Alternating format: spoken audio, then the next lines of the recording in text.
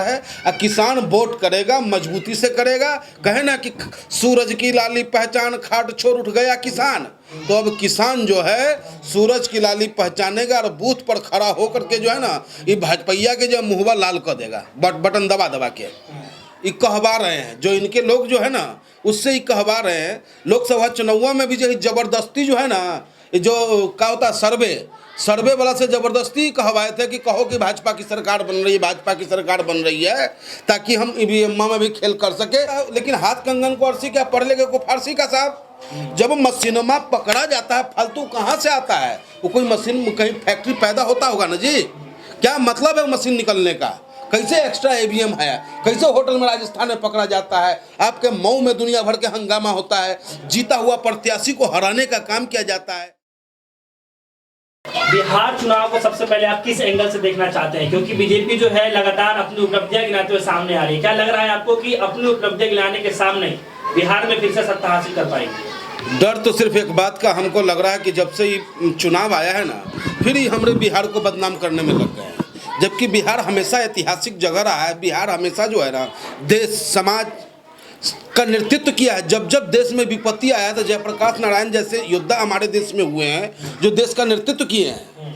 लेकिन आज फिर देखिए जो है, कभी तो कहते हैं कि बिहार में विपक्षी जीत जाएगा, तो क्या कहते हैं पाकिस्तान में पटाखा बम फटेगा। अब कह रहे हैं कि बिहार आतंकवादी को पनाह देगा। अरे आप क्या मैसेज देना चाहते हैं गृह मंत्री महोदय? आपका इंटरपोल बिल्कुल फेल हो चुका है क्या? ऐसे ही आप देखिए हाथरस वाला कांड में कहते हैं कि इतना करोड़ रुपया आ गया। एक तरफ हमारे प्रधानमंत्री जी कहते हैं कि 1 रुपया टेरिंग फंडिंग नहीं हो सकता है, तो ये फिर कहाँ से फंडिंग हो गया? क्या करते हैं आप? आपका इंटरपोल, आपका जो सिस्टम है वो कोई काम भी कर रहा है, नहीं कर रहा है। अब बिहार का जो चुनाव होगा ना साहब, वो बिहार का चुनाव बिहारी लड़ रहा है। बिहारी अपनी असीमता को बचाने के लिए चुनाव लड़ रहा है। बिहार जो सोच रहे हैं कि हम जनता को फिर घुमा के फिरा के जो है फिर कहीं जाति में। अब असम का मैटर आपको पता है, असम में कहे वो मंत्री जो है कि भाई हम मदरसा बंद करने जा रहे हैं। सिर्फ इसीलिए कहा गया है कि एक कौम को टारगेट करके जो है हम हिंदू का ध्रुवीकरण कर लें। लेकिन ये अब संभव नहीं है। जब जब देश संकट में आया है ना, बिहार निर्णायक निर्णय लिया है। गांधी जी भी जन्म जरूर गुजरात में लिए थे, लेकिन जब सत्याग्रह आंदोलन करना था ना उनको, तो बिहार की पावन भूमि वो चुने थे। महात्मा बुद्ध जी को भी जो है ना ज्ञान जो है बिहार में मिला है। अब बिहारे वो धरती है जहाँ पर कि 1 से 1.25 लाख लड़ावा तो मेरा गुरु गोविंद कहावा। वो गुरु गोविंद सिंह महाराज जी भी जो बिहार की पावन धरती पर जन्म लिए हैं। चाणक्य जिसके नाम से दुनिया जानता है कि चाणक्य क्या है, वो चाणक्य और चंद्रगुप्त अशोक सम्राट जिसकी ललाट सर पे शेर का निशान लगा करके लोग घूमते हैं, और तिरंगे पे जो हमारा चक्र बना हुआ है वो भी बिहार के अशोक सम्राट की देन है।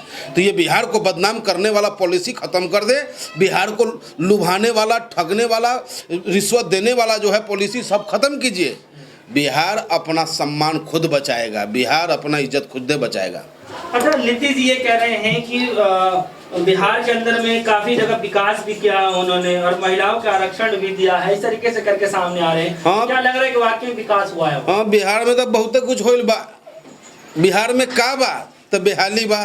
बिहार में का बा तो बीमार से मरीज जे बा दवाई के लिए परेशान बा। बिहार में का बा तो डॉक्टर नहीं खे। बिहार में का मिलता तो आश्वासन मिलता। बेरोजगारी, बेदहाली, किसानी, बाढ़ से परेशान, कोरोना महामारी में कोई पूछने वाला नहीं है। आपको मरीजों पड़ गए घर में तो कोई पूछे वाला नहीं। ऐसा बीमारियाँ है कि परिवारों ने पूछता है, सरकार तो एकदम में छोड़िए दिया है। और चुनाव के चक्कर में जो आप देखबे किए हैं कि रैलियाँ करना है इनको, तो लॉकडाउन में भी ख़त्म कर दिए। जबकि सब चाहता था कि चुनाव जो है बढ़ा दिया जाए, सब चाहता था। जेपी नड्डा जी कह रहे हैं कि किसान जो घुट घुट के जी रहा था उनको प्रधानमंत्री मोदी जी ने आजाद कर दिया है। तो बिहार चुनाव में जो किसान आजाद हुए हैं डंके की चोट पर वोट देंगे। डंके की चोट पर तो वोट देवे करेगा बिहार। क्या कि देखिए बिहार की जनता जो है ना हमेशा देश का दिशा निर्धारित करने का काम किया है। जो किसान के साथ जो क्रूर नीति जो लाए हैं, बिलवा जो पास किए हैं, उससे किसान आज अपने ही खेत में मजदूर बनने के लिए विवश हो गया है। आज वो अपनी इच्छा अनुसार फसल नहीं बो सकता है, अपनी इच्छा अनुसार उसके फसल की कीमत नहीं मिल। आज ये देखिए ना भाई, आज ये जो धान कट रहा है, धान का रेट क्या रेट में किसान से उठ रहा है भाई? 1000 रुपये, 1200 रुपये उठ रहा है, जबकि 1600-1700 रुपये MSP होना चाहिए कि नहीं होना चाहिए कम से कम। तो इतना किसान को लूटे वाला सरकार है। और किसान वोट करेगा, मजबूती से करेगा। कहे ना कि सूरज की लाली पहचान खाट छोड़ उठ गया किसान, तो अब किसान जो है सूरज की लाली पहचानेगा और बूथ पर खड़ा होकर के जो है ना ये भाजपैया के जो मुहवा लाल कर देगा, बटन दबा दबा के। क्या लग रहा है इस बार की जो बिहार में जो छोटे दल हैं, जो छोटे दल के तौर पर जो लड़ रहे हैं, क्योंकि जिस तरीके से बताया जाता है वर्चुअल रैली को देखते हुए है और 2-4 लोग जाकर के अपना डोर टू डोर जो कैंपेन कर सकते हैं उसको देखते हुए जो छोटे दल के लोग हैं, क्या लग रहा है कहीं भी वो नजर आएंगे इस बार के चुनाव में?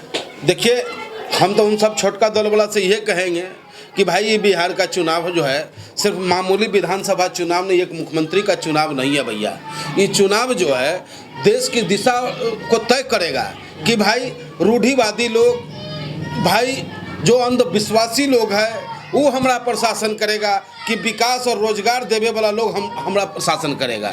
इसलिए उनसे हमारा अपील है कि अपने वोटवा को खराब मत कीजिए, जनता के वोट को बर्बाद मत कीजिए। अगर आपको लगता है कि आप चुनाव जीत रहे हैं तो ठीक है, और न तो वोट को काटे का काम न कीजिए। इतना अपील जरूर हम करेंगे। क्या लग रहा है आपको फाइनली जिस तरीके से अपना प्रचार प्रसार जो बीजेपी कर रहे हैं, वहाँ के फिर नीतीश जी कर रहे हैं और वहाँ के लोग भी कुछ ये कह रहे हैं कि वापस फिर से नीतीश की सरकार आने वाली है, तो क्या लग रहा है कि जिस तरीके से रणनीति पूरी तैयार की गई है इस बार वाकई में बीजेपी की सरकार के साथ? लोग नहीं कह रहा है, ये कहवा रहे हैं। जो इनके लोग जो है ना उससे ही कहवा रहे हैं। लोकसभा चुनाव में भी जो जबरदस्ती जो है ना, जो क्या होता है सर्वे वाला से जबरदस्ती कहवाए थे कि कहो कि भाजपा की सरकार बन रही है, भाजपा की सरकार बन रही है, ताकि हम EVM में भी खेल कर सके। और कहना चाहते हैं, हम चुनाव आयोग से अनुरोध करते हैं कि चुनाव आयोग, आप लोकतंत्र के रक्षक के अहम रोल में हो, आप अपनी जिम्मेदारी को ईमानदारी से निभाना आपसे अनुरोध है। क्योंकि इससे पहले भी लोकसभा चुनाव में 75 जगह जो है EVM का बक्सा पकड़ा जाता है, इधर ई गाड़ी में से वो गाड़ी में मिलता है, उसके बाद भी कोई कार्रवाई नहीं करने का काम चुनाव आयोग करता है। कहीं ना कहीं इसमें बहुत बड़ा लोकतंत्र की हत्या करने की साजिश था। और आज भी अगर ये लोग जो बोल रहा है सब इसके दम पर बोल रहा है, देश हित में और समाज हित में ना बोल रहा है कोई। नहीं जाता या ना जाता है, लेकिन हाथ कंगन को अर्सी क्या पढ़ लेगा को फारसी का साहब। जब मशीनमा पकड़ा जाता है फालतू कहाँ से आता है? वो कोई मशीन कहीं फैक्ट्री पैदा होता होगा ना जी। क्या मतलब है मशीन निकलने का?